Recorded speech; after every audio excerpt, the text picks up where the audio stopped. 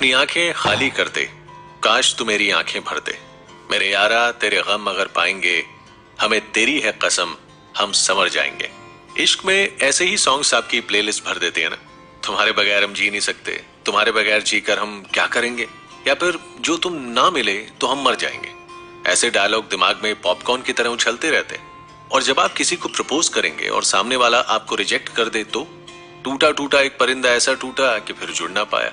लूटा लूटा किसने उसको ऐसा लूटा कि फिर उड़ ना पाया। गुमसुम उदास एक कोने में अकेले बैठकर रोने को दिल करता है। किसी काम में मन नहीं लगता, इश्क में तो नहीं, लेकिन इश्क में ठुकराए जाने के बाद इंसान जरूर निकम्मा बन जाता है।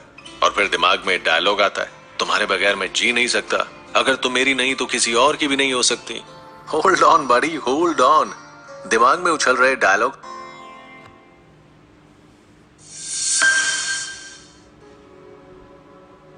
की लर्निंग, खुद की हैप्पीनेस भी जरूरी है।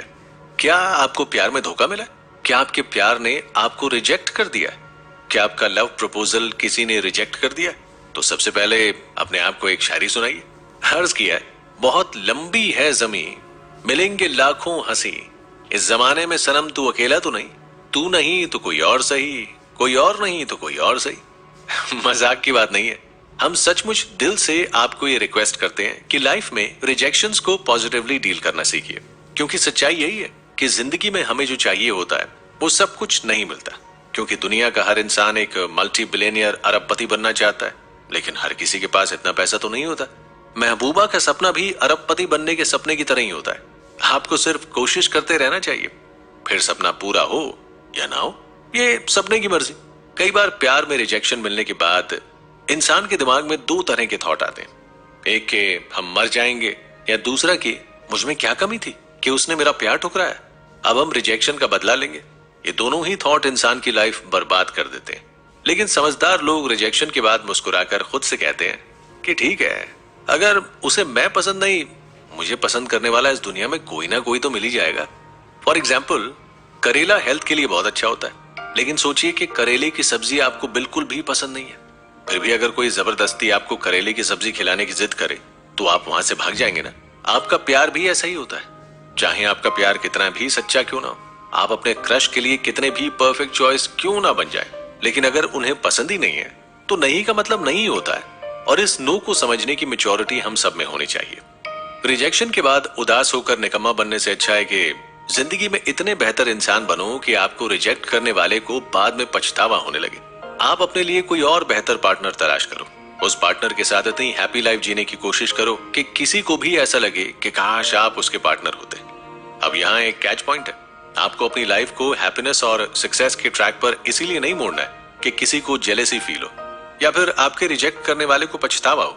आपको अपनी खुशी के लिए, अपने इंप्रूवमेंट के लिए और अपनी फैमिली को खुश रखने के लिए खुद हैप्पी रहना सीखना चाहिए। आपकी फीलिंग्स को कोई और समझ सके इससे पहले जरूरी है कि आप खुद अपनी फीलिंग्स को समझिए। कैसे? चलिए सुनते हैं नेक्स्ट एपिसोड।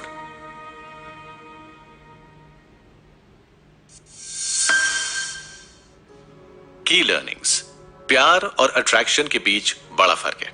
अब देखिए, ये कोई रॉकेट साइंस तो नहीं है कि रिजेक्शन के बाद आपको दुख होता है, सैड फीलिंग्स आती है, हर मोमेंट आपको अपने प्यार की याद सताती है। आप हर पल ये सोचते रहते हो कि आखिर उसने आपको रिजेक्ट क्यों किया, ऐसी क्या कमी थी आप में या आपके प्यार में कि वो ठुकरा कर चले गए। तो यहाँ आपको अपनी फीलिंग्स को अंडरस्टैंड करने के बजाय अपनी फीलिंग्स को कंट्रोल और चैनलाइज करने की ज्यादा जरूरत है। सोचिए कि प्यार में रिजेक्शन मिलने से पहले लाइफ में आपको कितने सारे रिजेक्शंस मिले होंगे। बचपन से लेकर आज तक आप कितने सारे रिजेक्शन से डील कर चुके हैं। अपनी पसंद का खिलौना ना मिलने के रिजेक्शन से लेकर अपनी पसंद की जॉब ना मिलने तक के रिजेक्शन को आपने झेल लिया। तो फिर प्यार ही एक ऐसा मामला क्यों है जिसमें रिजेक्शन के बाद बात जीने मरने पर आ जाती है। दरअसल ये ह्यूमन कनेक्शन से उभरे ह्यूमन नेचर की वजह से होता है। बहुत पहले से ही, यानी आदि मानव काल से ही इंसान की जिंदगी एक दूसरे का साथ और सपोर्ट डिमांड करती आई है। पहले जैसे सर्वाइवल के लिए जंगल में शिकार करने निकले लोग एक ग्रुप बनाकर साथ में निकलते थे, क्योंकि जंगली जानवर एक अकेले इंसान को मार सकते थे। और तभी से इंसान के दिमाग में ये फीलिंग एस्टेब्लिश हो गई कि लाइफ में सर्वाइवल के लिए किसी का साथ होना बेसिक नीड है। धीरे धीरे जैसे जैसे ह्यूमन लाइफ डेवलप होती गई, वैसे वैसे इंसान अपने सर्वाइवल के लिए एक पार्टनर चुनने लगा। ऐसा पार्टनर जिसके रंग, रूप, थॉट्स, बिहेवियर सब कुछ हमें पसंद आए।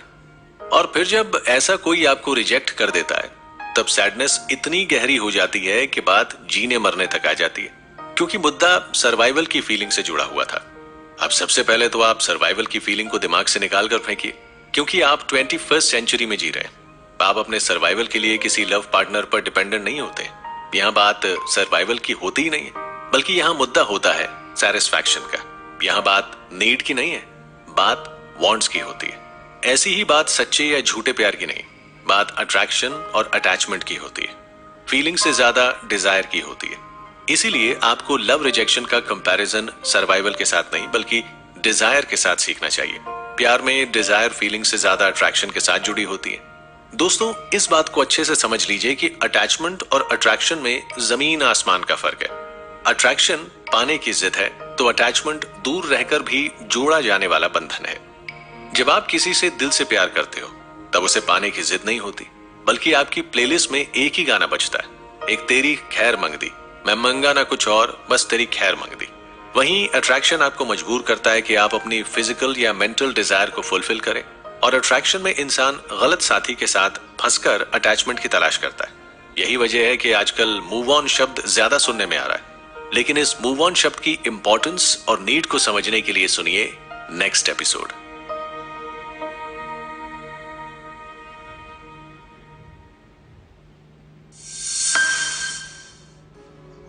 की लर्निंग। लोग आएंगे जाएंगे, आप खुद के साथ रहो। कितने आए और कितने गए, कौन हिसाब रखा है?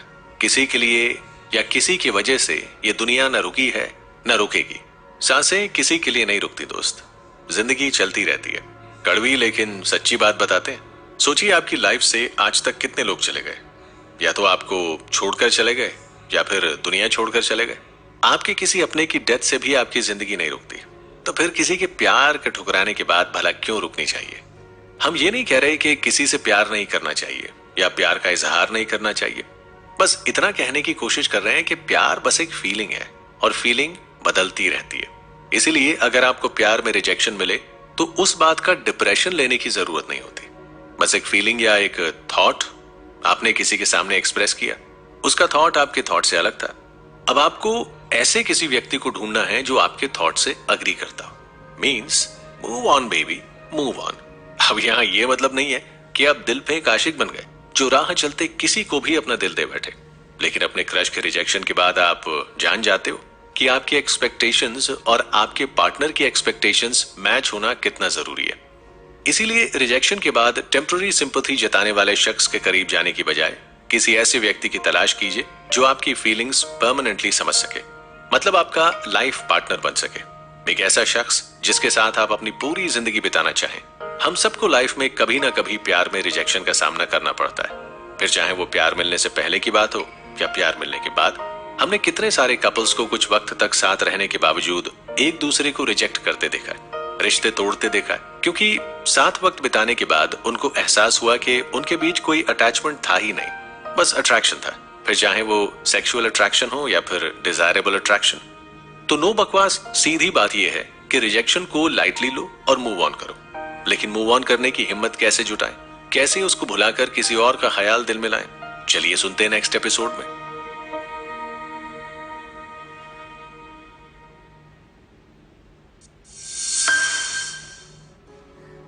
की लर्निंग्स।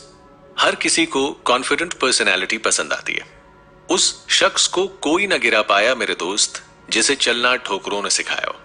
क्या खूब कहा है किसी ने कि जो इंसान रिजेक्शंस के साथ डील करके आगे बढ़ता है, उसका हैप्पीनेस कोई नहीं छीन सकता। और प्यार में रिजेक्शन के बाद भी जो इंसान खुशियां ढूंढ सकता है, वही असल में सक्सेसफुल लाइफ एक्सपीरियंस कर सकता है। क्योंकि रिजेक्शन के दो इफेक्ट्स आते हैं, या तो आप मायूस होकर तन्हा दिल और तन्हा सफर के साथ अपनी किस्मत पर रोते हुए उदासी भरी जिंदगी जीते हो, या फिर उस रिजेक्शन से उभरकर अपने आप को बेहतर बनाने की, अपनी जिंदगी बेहतर बनाने की, खुद को रीबिल्ड करने की कोशिश करते हो। सैड सॉन्ग सुनकर जिंदगी में निकम्मा होने से अच्छा है कि आप अपने आप को रीबिल्ड करने पर फोकस करें। क्योंकि बात यहाँ सिर्फ आपकी लाइफ, आपकी लव लाइफ और आपके डिजायर की नहीं है, बात है एक ह्यूमन लाइफ की। इंसान की जिंदगी सिर्फ खुद तक सीमित नहीं होती। हर इंसान की फैमिली है या उनको चाहने वाले हैं, और भी लोग होते हैं जिनसे जाने अनजाने दिल का रिश्ता जुड़ा होता है। किसी एक इंसान के लिए बाकी सबको भुला देना तो फेयर डील नहीं हो सकती ना। और इसके बावजूद सबसे इंपॉर्टेंट है आपकी खुद की जिंदगी। कोई एक खुशी पाने के लिए अपनी जिंदगी में हर मोमेंट आने वाले इतने सारे हैप्पीनेस को छोड़ देना कहाँ की समझदारी हो सकती है। इसीलिए सबसे जरूरी बात है अपने आप पर विश्वास करना। बस इतना सोचिए कि आपको रिजेक्ट करने वाला शख्स आपकी फीलिंग को समझ नहीं सकता। आपने अपनी तरफ से उसे एक्सप्रेस करने की कोशिश की, लेकिन कोई फायदा नहीं हुआ।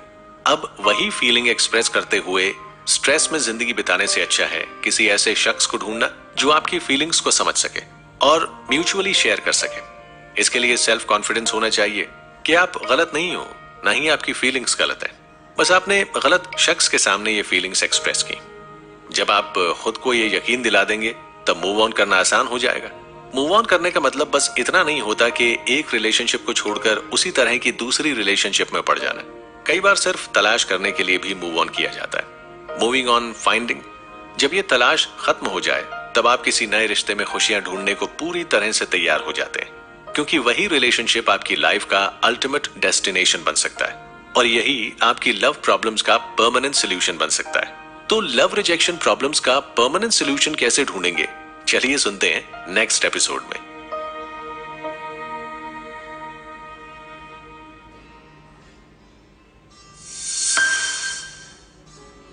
की लर्निंग। सैड सॉन्ग नहीं, सोल्यूशन ढूंढो। इंसान की जिंदगी में हर प्रॉब्लम का कोई ना कोई सोल्यूशन जरूर होता है। बस उस सोल्यूशन को आजमाने की हिम्मत हमें करनी चाहिए। लोगों को 2 वक्त की रोटी की चिंता है। कईयों के बच्चों को भूखे पेट सोना पड़ता है। किसी के पास रहने के लिए घर नहीं है तो किसी के पास परिवार के सदस्य नहीं। आपकी भी लाइफ में प्रॉब्लम्स क्या कम होंगी? प्रॉब्लम्स का सामना करने का मतलब ही जिंदगी है, और उन प्रॉब्लम्स के कंपैरिजन में लव रिजेक्शन तो लाइफ की बहुत छोटी सी प्रॉब्लम है। अगर कोई एक व्यक्ति आपको पसंद नहीं करता तो कोई दूसरा पसंद करेगा। आखिर प्यार का मतलब म्यूचुअल अंडरस्टैंडिंग है। अगर आप अपने आप को बदल नहीं सकते तो किसी ऐसे व्यक्ति को अपनाना चाहिए जो आपको जैसे हैं वैसा अपनाए। लव रिजेक्शन का सोल्यूशन ढूंढने में कोई स्पेसिफिक मेथड या प्रोसीजर फॉलो करने की जरूरत नहीं होती। हर एक इंसान की lifestyle, habits, thoughts, social appearance अलग अलग होते हैं।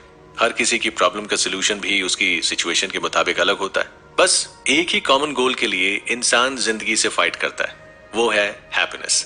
तो लव प्रॉब्लम का सोल्यूशन भी इसी गोल को सेट करने से ही निकलता है। आपको जिस बात में खुशी मिले उसमें दिल लगाने की कोशिश कीजिए, जैसे कि म्यूजिक सुनना। अब जरूरी नहीं कि रिजेक्शन के बाद आप सैड सॉन्ग सुने, बल्कि इस सिचुएशन में आपको ऐसा म्यूजिक सुनना चाहिए जो आपको खुशी दे सके।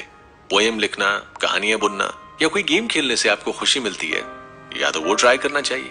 लेकिन सबसे जरूरी बात है लाइफ में कॉन्क्रीट सक्सेस की तरह कॉन्क्रीट हैप्पीनेस के लिए गोल सेट करना, और उसके लिए आपको मेडिटेशन का सहारा लेने की जरूरत है। जब दिमाग से स्ट्रेस बाहर निकलेगा तभी तो हैप्पीनेस के लिए जगह बनेगी।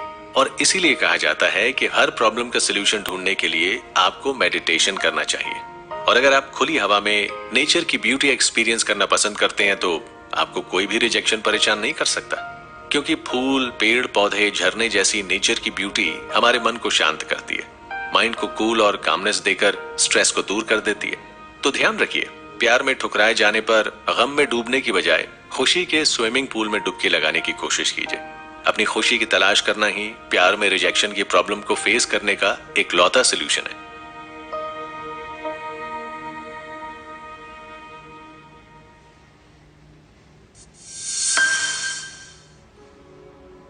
हर कोई यहाँ इश्क का मारा है जनाब। कोई इश्क से मरा है तो किसी को इश्क ने मार दिया। हर इंसान जिंदगी में प्यार हासिल करना चाहता है, अपने मनपसंद पार्टनर के साथ खुशहाल जिंदगी जीना चाहता है। लेकिन सबसे बड़ी दिक्कत है सच्चे प्यार को पहचानने में गलती करना। अट्रैक्शन को अटैचमेंट समझकर कई बार लोग गलत साथी का हाथ थाम लेते हैं, या फिर सही को गलत समझकर रिजेक्ट कर देते हैं। ऐसे में प्यार हासिल करने से पहले या फिर प्यार में पड़ने के कुछ वक्त बाद गलती का एहसास होता है और लोग अपने साथी की फीलिंग्स की परवाह किए बिना उसे रिजेक्ट कर देते हैं। सबसे बड़ी प्रॉब्लम टीनेजर्स के साथ होती है, क्योंकि इस एज में हार्मोनल चेंजेस की वजह से ऑपोजिट सेक्स का अट्रैक्शन होना नॉर्मल सी बात है। लेकिन दुनियादारी की समझ ना होने की वजह से इसी सेक्सुअल अट्रैक्शन को सच्चा प्यार समझ लेते हैं। ऐसे में रिजेक्शन सहने की कैपेबिलिटी और मैच्योरिटी की कमी उन्हें डिप्रेशन में ले जाती है। यही हाल कुछ नौजवान समझदार लोगों का भी होता है।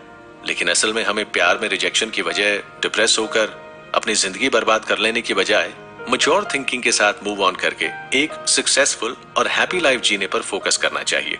तो जब भी आप या आपका कोई जान पहचान वाला प्यार में रिजेक्शन को फेस करे तो